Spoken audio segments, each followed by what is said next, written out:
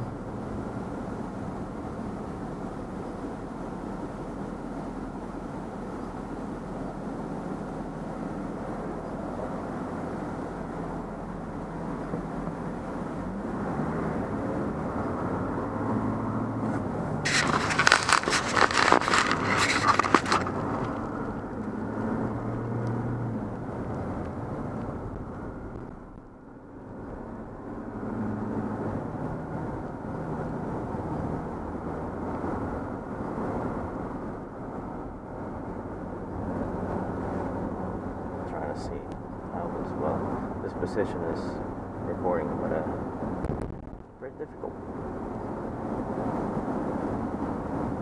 You guys are probably seeing the like baseball cap, but it's a work in progress.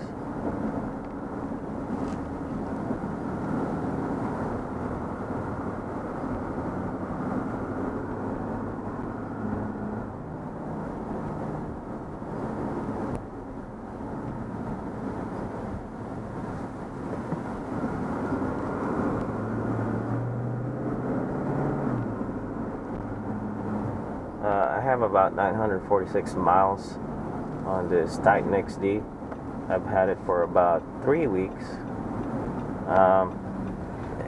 It's saying that it needs to have a DEF refilled soon. So let me show you the gauge.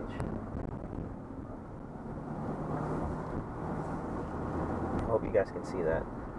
Where is it?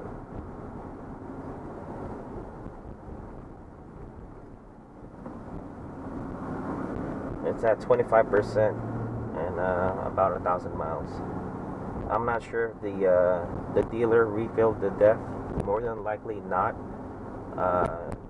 They probably just filled up the diesel tank and handed it over to me. So it's not really an accurate measurement. So I'm gonna have to get some DEF. It's only about $2.49 a gallon. I just need to make a trip in one of those truck stops.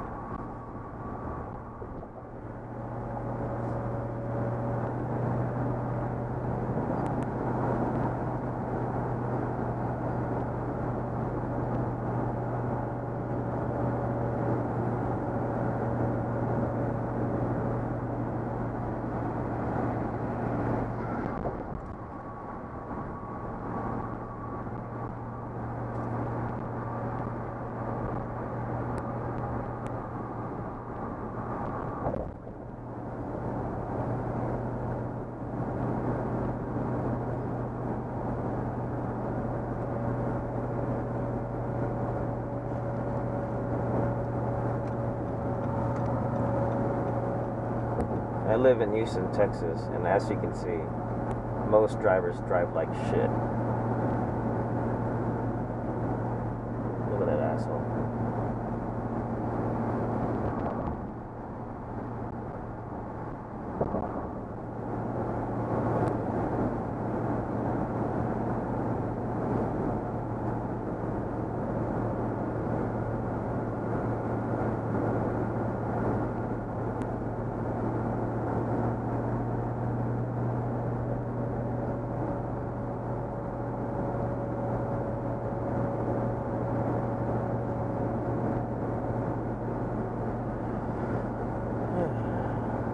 I'm not gonna do a lot of commentary on this video.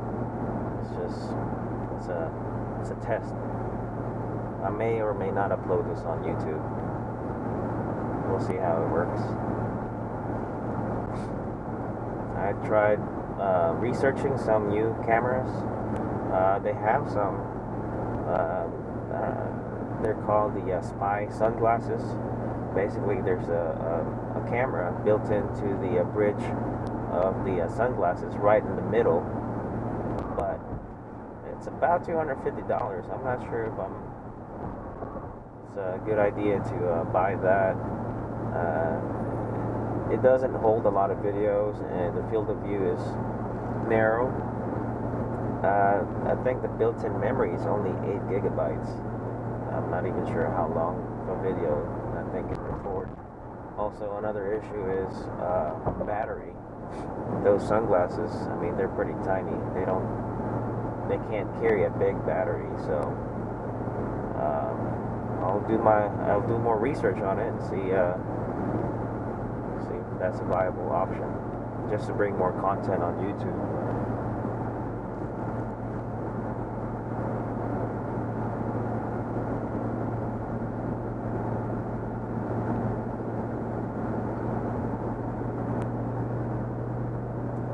Why do I even bother bringing content on YouTube? You know, why even buy $250?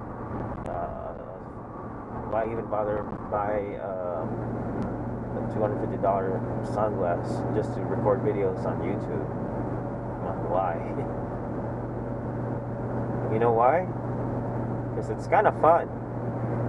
It might seem weird at first, you know, it's kind of awkward talking to yourself at first, but you kind of just have you know, you have to keep in mind that there's a lot of people watching videos. So if you enjoy talking in public, hearing yourself talk in public, you know, speaking at large crowds, I guess you're gonna enjoy it. Vlogging. That's what it feels like, just talking to a group of people. If you love public speaking, oh yeah, you're gonna enjoy it.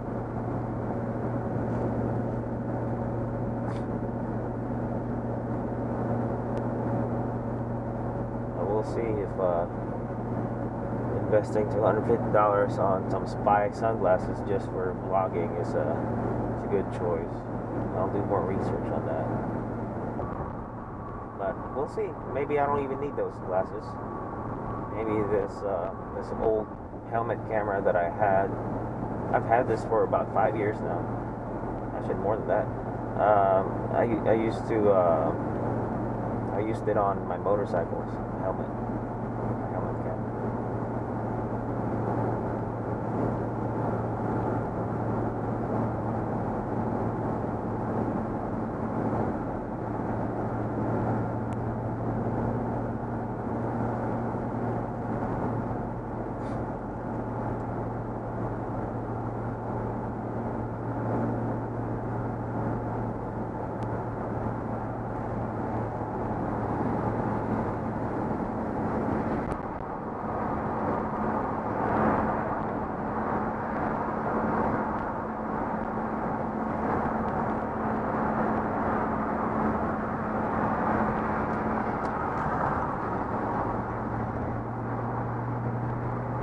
This truck has no problems passing cars on the freeway.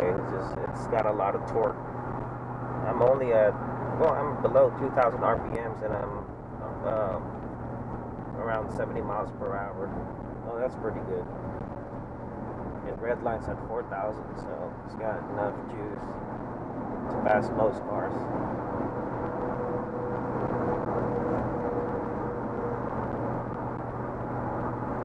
Now, will I will I pass 18-wheelers on back roads, 2-lane back roads? Hell no, not with this truck. I don't think it's that fast.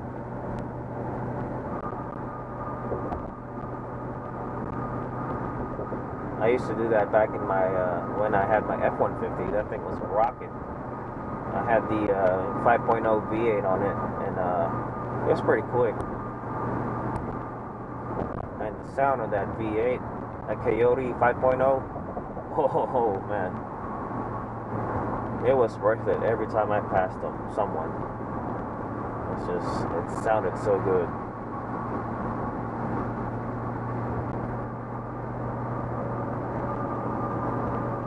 You know, sometimes I kind of miss that truck. I've had good memories with that truck. For what it was an amazing truck.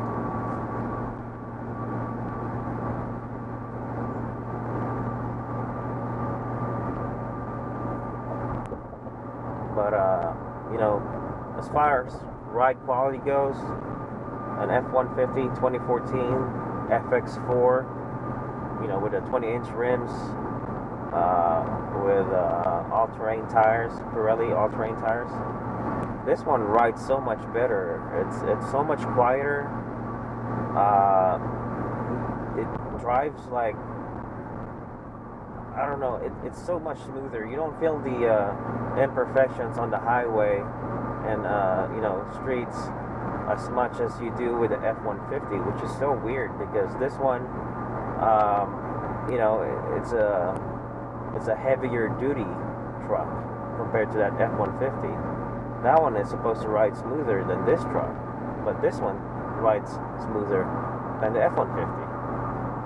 I'm thinking that's because of the you know, 20-inch rims on the F-150 versus the 18-inch rims on this truck, and this one also has the you know, the payload amount on both trucks, my F-150 and this truck, is actually very similar, around 1,700 pounds, you know, both of them. So go figure.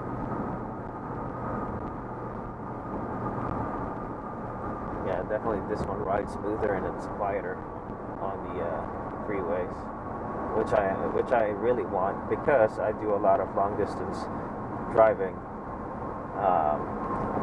One of my latest long distance drive was this year. I went and drove to Las Vegas and back from Houston, Texas.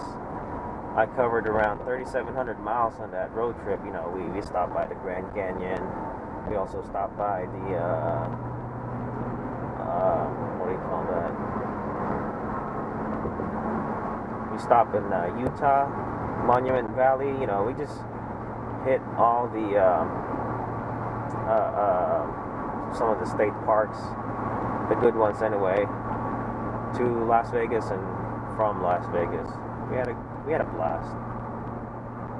You know, we loaded that F-150 up with food, clothes, water, everything. It was loaded up. I had a blast. Driving for 10 hours straight, you know, stopping to fuel, eat, stretch. You know, it was so comfortable. No problems with that F-150. There's another F-150 right there.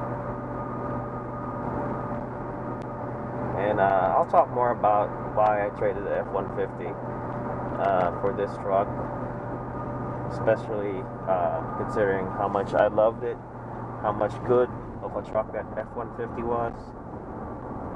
You know, I'll talk more about that later on because, you know, it's a good topic for another video. We'll see how this one works out.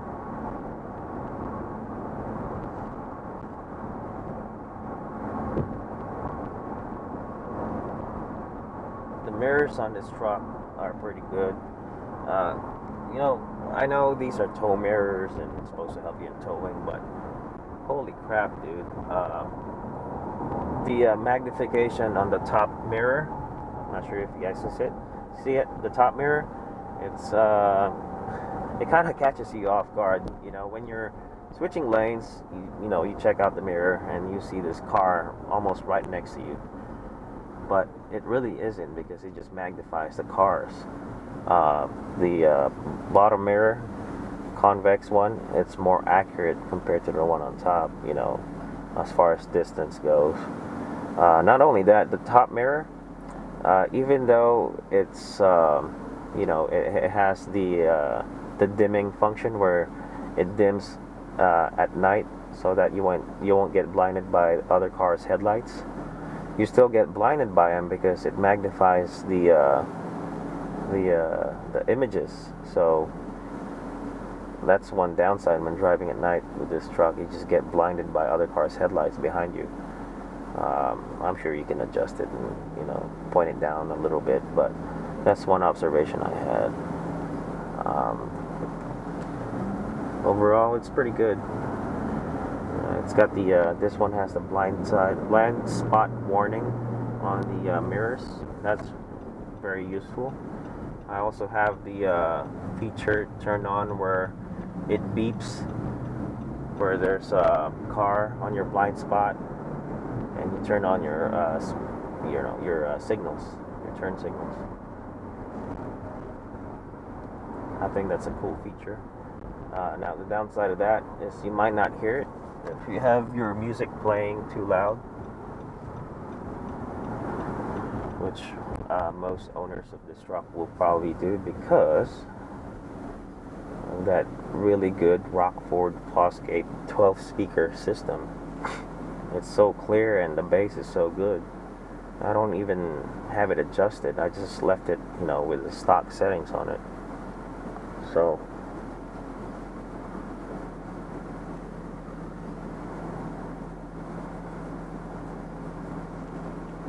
and those Tundras look so beefy. Yeah, 2014 refresh ones, they look so beefy. I think they come standard with mud terrain tires, or are those all terrain tires? I don't know. Whatever it is, it looks so beefy. It's one of the better looking trucks out there.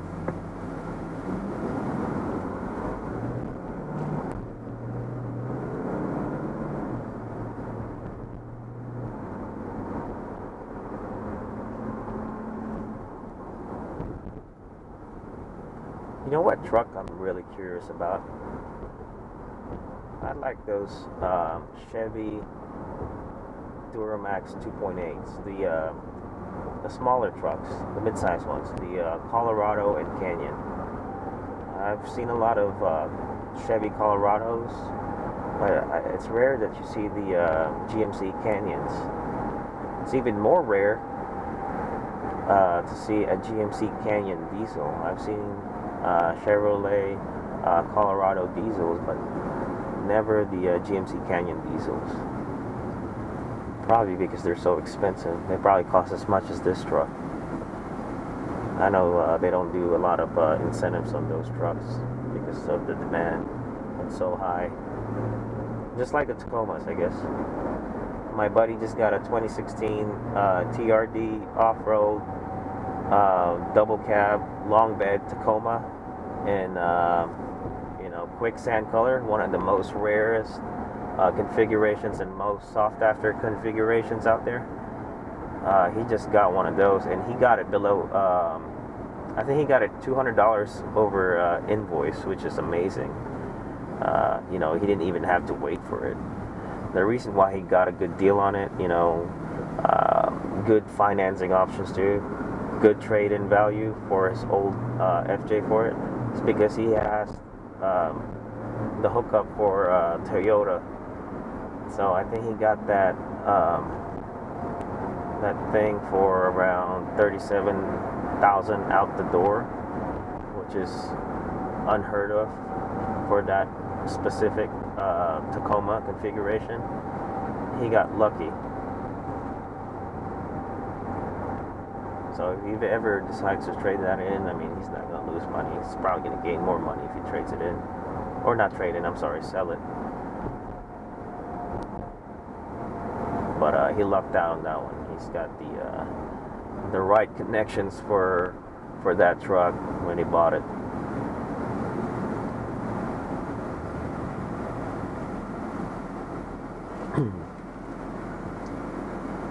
I've ridden in that Tacoma and it's pretty smooth too, but you know, for me it's too small. I like full-size trucks the best. Oh, GMC Canyon. What do you know? SLT. Oh, that's not the diesel. I want to see those diesels. I wonder if the SLT is a V6. It should be a V6, considering how much they're charging for it. Right there, GMC Canyon. Those things are so cool. You know, the driving positions of those is, even though it's a mid-sized truck, it's better than the Tacoma's driving position. That and the Frontier's driving position. I don't know why Toyota did that with the Tacoma, where you sit like you're on a car in that truck, you know, with you're low on the floor, and then your legs stretched forward. I don't know why they did that, but that's what they did. According to my buddy, you can't even adjust the height of your seat, which is retarded. You're going to be uncomfortable, especially on long drives. But Toyota knows something I don't. They sure know their market. You know, they've been the #1 selling mid-sized truck for over a decade, so they must know what they're doing.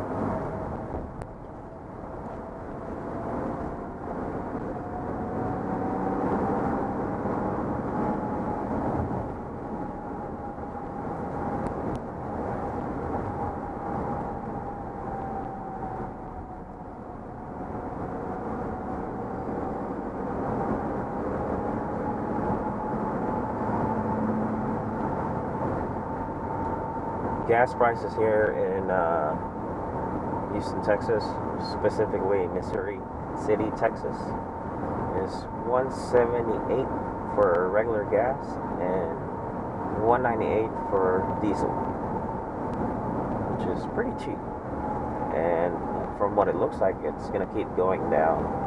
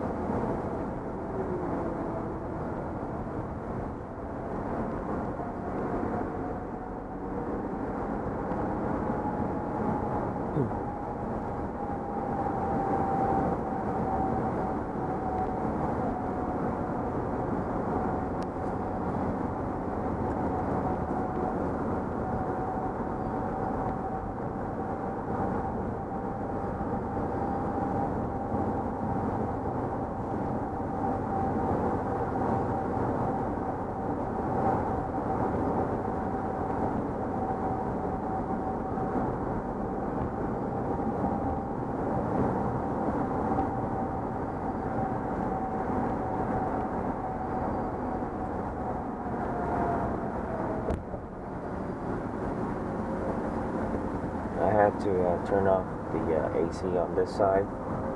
The reason why is because the microphone picks up the wind noise. And it's getting hot. I live in Texas, and it's always hot here.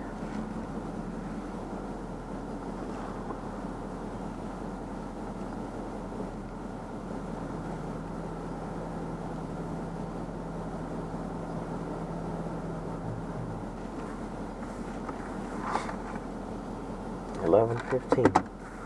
It's lunchtime. Today is Sunday. Chick-fil-A is closed.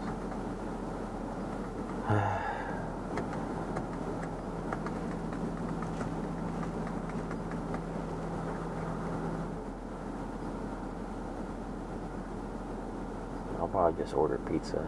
That sounds so good. And, you know, pick up some steaks and then grill some later on for dinner. I think that's a good plan.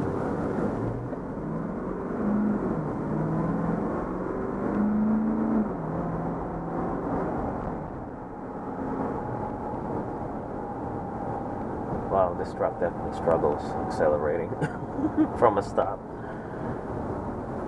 It's a heavy truck.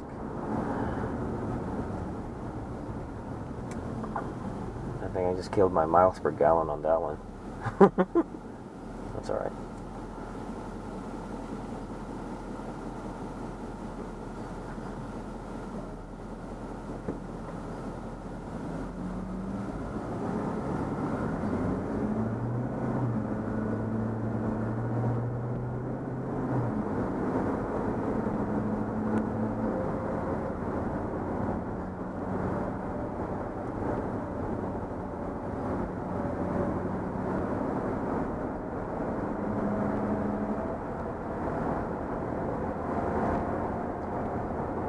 You know, when I first drove this truck, and I was test driving the SL version of this truck. You know, coming from an F-150 V8, I felt like that. You know, the XDs drove like a freaking bus. It was that big, you know, and the diesel sound. It drove like a bus. It really did. Then, you know, after a while, you know, let's say 15 minutes driving it, you get used to it. And then you start liking it because, you know, it's so comfortable. And it's so quiet, too.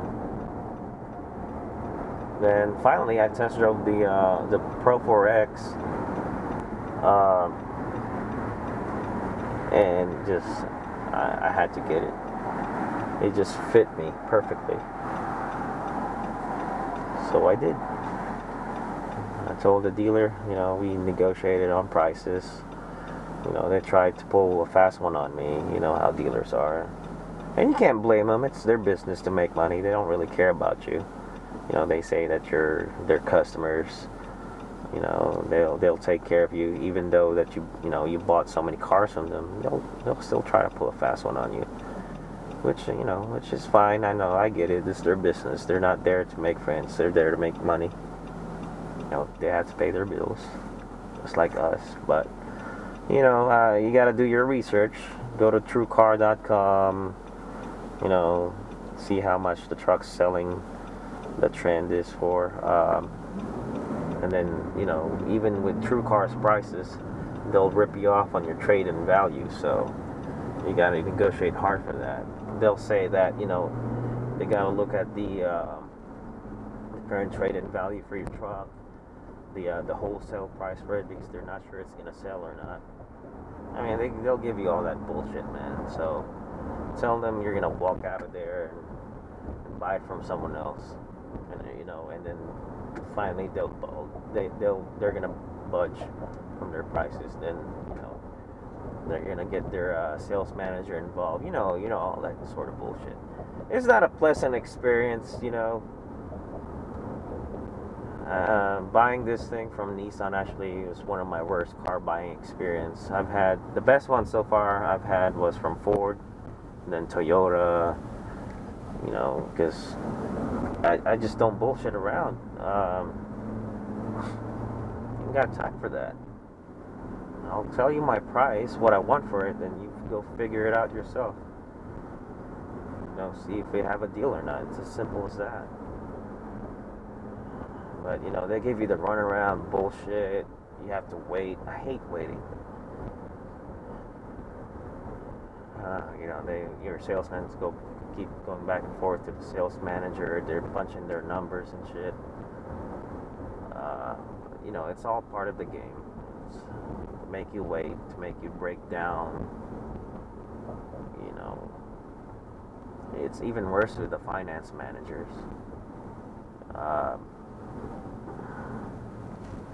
You know, they'll rip you off on your APR. They try to sell you the warranty and shit. I didn't get into warranties for this truck. I just got the gap and I think the guy threw in a 2-year maintenance plan for this truck, which is bullshit. He probably charged me for it. You know, you can't really see it on the breakdown either. It's It's all built in. They play with the numbers. You know, they inflate and deflate numbers from different. What do you call that? For example, they'll inflate your trade-in or deflate your trade-in. For example, they can inflate the price of the truck, deflate the price of the truck. They can play with the numbers, basically. You know, which is fine. You know, as long as you know what's happening. You know, that's how they work. That's their job. That's the business plan. They're just trying to make money. It's a business. I get it.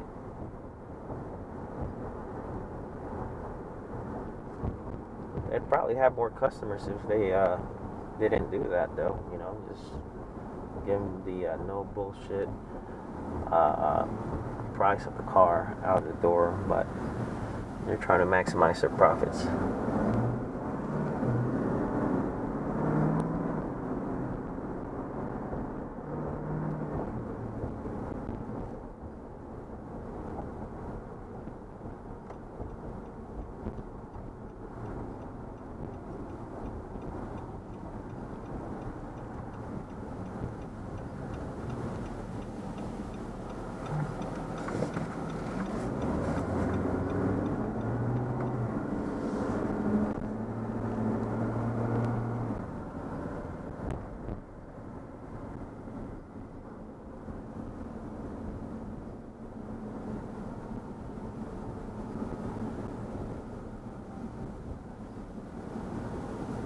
I didn't know USPS delivered on Sundays.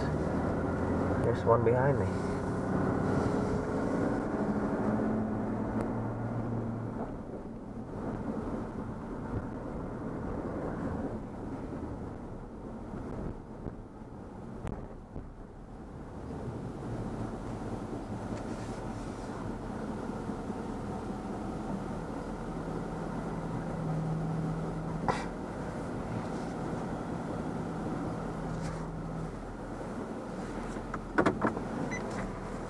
Let's see. Hopefully I don't hit any cars.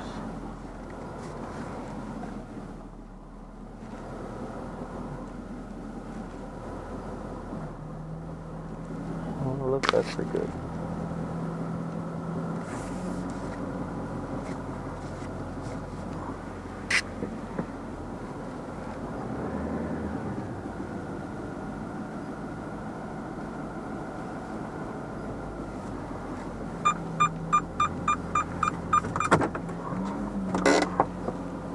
Let's see our MPG driving around the city. 18.3. Not bad.